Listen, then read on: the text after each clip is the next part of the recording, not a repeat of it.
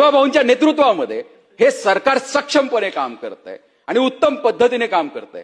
त्यांच्या माध्यमातून एक आपल्याला जी लीडरशिप मिळालेली आहे ही एक विजनरी आणि फर्म लीडरशिप मिळालेली आहे आणि इतकी फर्म मेजॉरिटी असताना आज जनसुरक्षेसारखा एक विधेयक आणण्यात आलं आणि हे आणत असताना या विधेयकामध्ये आज नार्कोटिक्सला आपण घेतलेलं आहे। माझी या सरकारला विनंती असणार आहे की आता आपल्याकडे एवढी मोठी मेजॉरिटी आहे याच्यामध्ये कायद्यामध्ये सुधारणा होणं गरजेचं आहे आणि हे सुधारणा होत असताना आज अनेक सदस्यांनी सांगितलं ऑनलाईन रमी असेल बिंगो असेल असे निरनिराळे प्रकार या राज्यामध्ये होत आहेत। याला सुद्धा आपल्याला ह्या सगळ्यामध्ये मकोकामध्ये घेऊन यावं लागणार आहे। त्याचबरोबर फायनान्शियल फ्रॉड्स हे मोठ्या प्रमाणावर वाढलेत।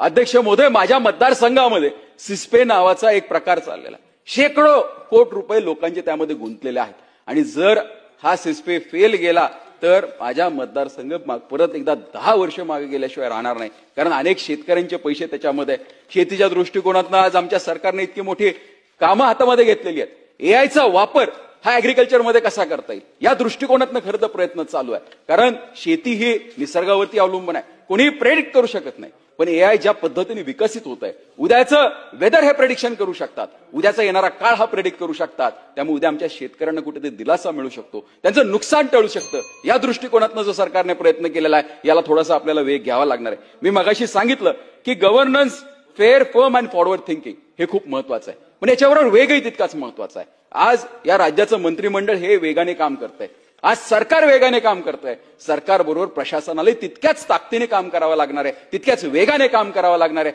तर हे सगळे प्रश्न मार्गी लागू शकतात। 1980ला माझे वडील ज्यावेळेस या सभागृहामध्ये आले होते त्यावेळेस माझ्या मतदारसंघामध्ये अवघे 2 सबस्टेशन होते, आज 2 डझनवरती हे सबस्टेशन गेलेले आहेत। इतकी मोठी कामं या मतदारसंघामध्ये सुरू आहेत। आज सोलारच्या माध्यमातून जरी टीका होत असेल तरी उद्याचा दृष्टिकोन पाहिला तर सोलार पंप्स हे मोठ्या प्रमाणावरती झाले पाहिजेत। माझी सरकारला विनंती असणार आहे की आपण ठराविक ज्या कंपन्या केल्यात याच्यामध्ये आणखी कंपन्या कशा वाढू शकतील। जर एखाद्या शेतकऱ्याला प्रायव्हेट एखाद्या सोलर कंपनीकडनं जर पंप घ्यायचा असेल तर त्यांना ती सुद्धा मुभा दिली पाहिजे, ही मी अध्यक्ष महोदय आपल्यामार्फत विनंती करतो। माझ्या मतदारसंघामध्ये एमआयडीसी आता शेवटच्या टप्प्यामध्ये आलेली आहे, याला थोडासा वेग घेणं गरजेचं आहे। मला खात्री आहे की हे सरकार हे सर्व अधिकारी तेवढ्या वेगाने काम करतील। हे करत असताना आमच्या मतदारसंघातला सगळ्यात जिव्हाळ्याचा प्रश्न म्हणजे डिंबे माणिकडोह बोगदा, याला अनेक दिवसापासून मंजुरी मिळालेली आहे, पण दुर्दैवाने 2019 ते 22 मध्ये याला थोडीशी त्या ठिकाणी कुठेतरी ह्याला थांबलं होतं। याला परत वेगवान करावा लागणार आहे, हा प्रकल्प परत एकदा सुरू करावा लागणार आहे। त्याचा फायदा माझा आणि आपल्या मतदारसंघापर्यंत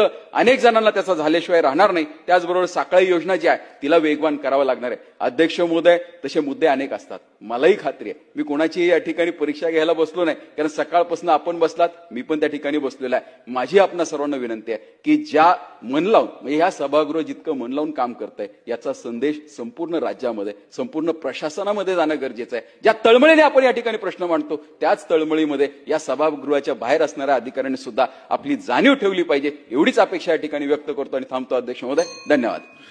सभागृहाची